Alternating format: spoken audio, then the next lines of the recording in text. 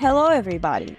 This is True Crime Podcast from the Hybrid Warfare Analytical Group at Ukraine Crisis Media Center, where we discuss Russian propaganda, hybrid threats, and the influence tools they use.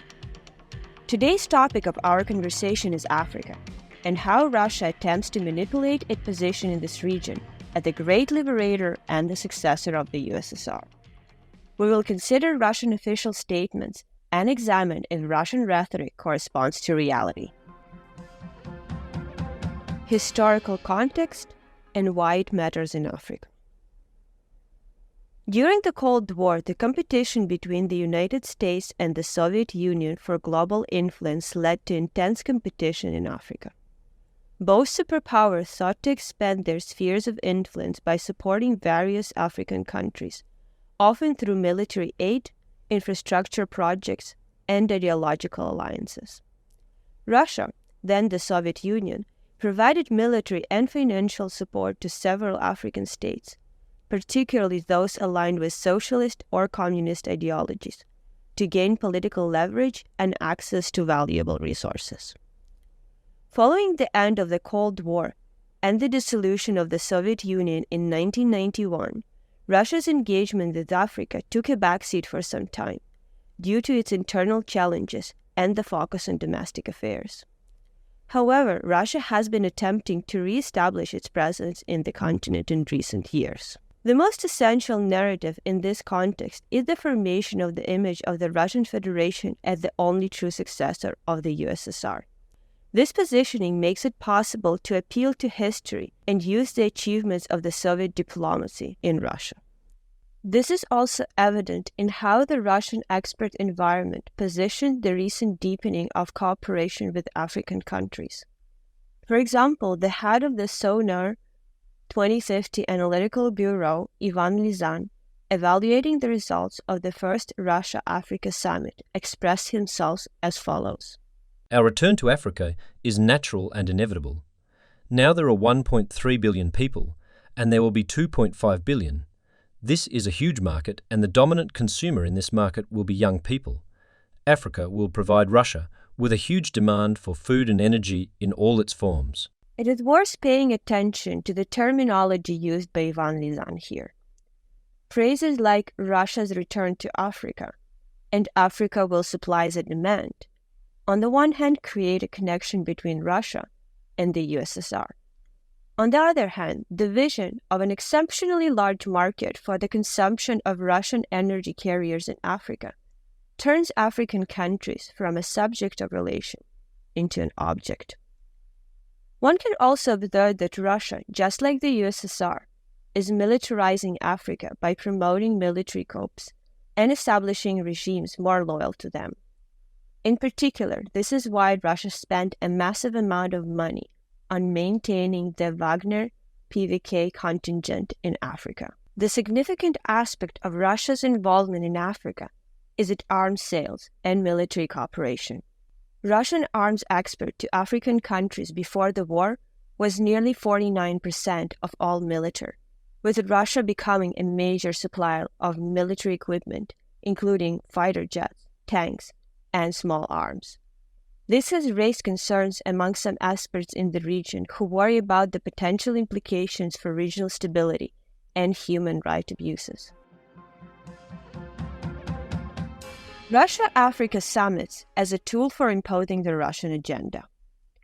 In almost every speech after Russia's aggressive war against Ukraine, Russia's President Putin emphasized that the new world order should be multipolar.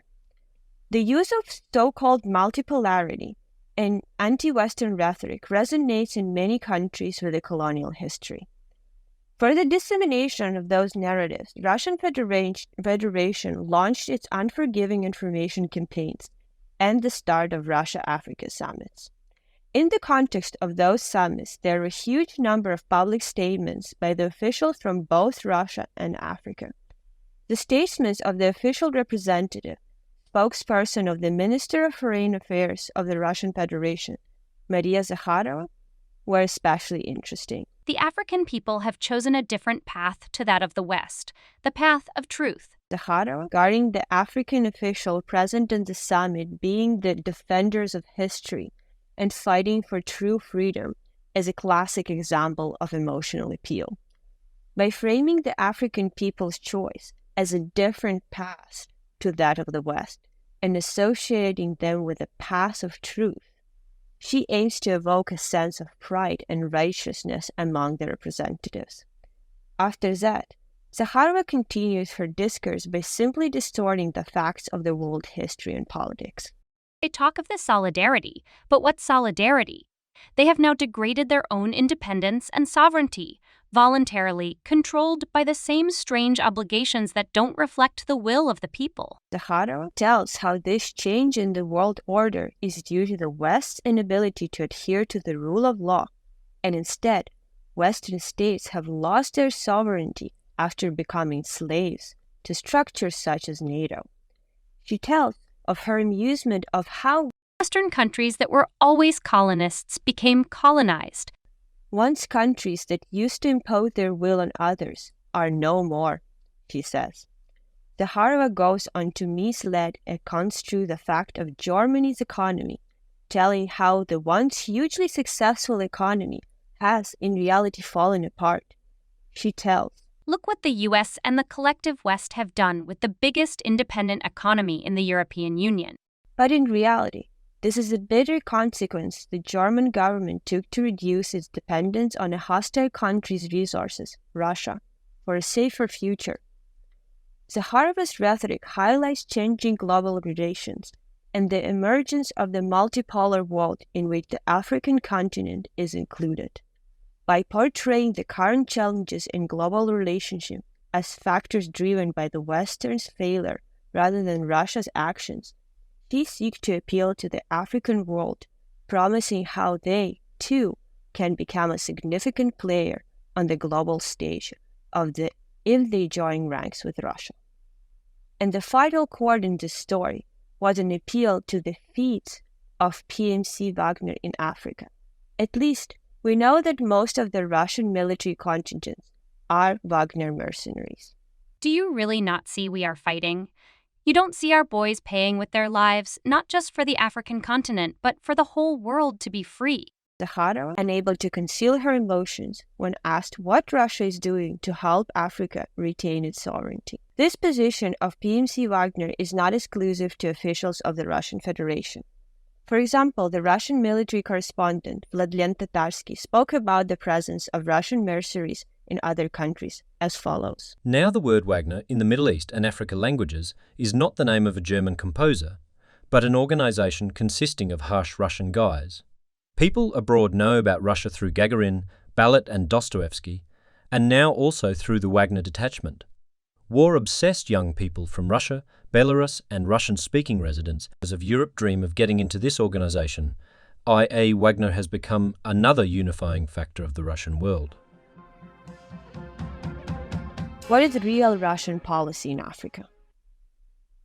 Geopolitical, economic, and military considerations drive Russia's renewed interest in Africa. The Kremlin seeks to access Africa's abundant natural resources, secure new markets for its arms exports, and extend its political influence on the global stage. These interests have led Russia to forge partnerships with African governments, often with little regard for democratic values or human rights.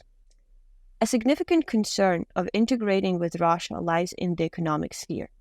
Some African nations have already become heavily dependent on Russian investments and financial aid, which come with some strings attached.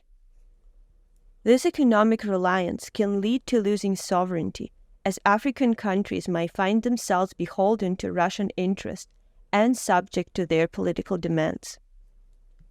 This Russian intentions to create much more presence in Africa expressed by many of Russian officials, but one of the most important is Dmitry Medvedev, deputy chairman of the Security Council of the Russian Federation.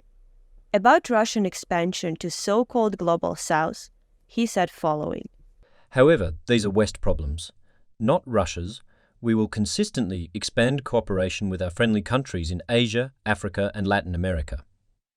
We have something to offer each other. Now it is necessary to accurately determine the possible volumes of supplies of our energy resources, including from the Arctic, in these directions. Russia's increasing arms sales and military cooperation with African countries can have severe regional stability and peace implications. Russian military advisors and equipment in conflict-prone areas may exacerbate tensions and contribute to prolonged conflicts. Moreover, this military cooperation could undermine the authority of regional organizations and diminish their capacity to address security challenges independently. It is essential to understand that most African leaders who came to the Russia-Africa Summit were protégés of military coups. In some cases, some facts testify to the involvement of Wagner mercenaries financed by Russia. Therefore, relationship between Russia and certain African countries can be formed solely because Russia will continue to finance dictatorial regimes in Africa. Russia does not really position African regimes as partners. It positions them rather as feudal lords who can rule on their territories with the help of the empire. Russian propaganda aimed at the domestic market in a similar vein and described the visit of African leaders. The members of the African delegation must have experienced a sharp contrast. After visiting the monkey house and talking with clowns and drug addicts in Kiev, they moved to St. Petersburg, where they were awarded an audience with the head of the superpower. In the same vein, Russia acts in less media formats of interaction. In particular, in the context of the relationship between the Russian Orthodox Church and the Patriarchate of Alexandria in Africa. In 2021, the Synod of the Russian Orthodox Church accepted under its jurisdiction about 100 priests of the Patriarchate of Alexandria and also created the Exarchate of Africa, thus effectively forming a puppet religious administration on the territory of Africa. Summary. Russia promotes the idea of the multipolar world, while at the same time trying to create a new colonial policy towards African countries.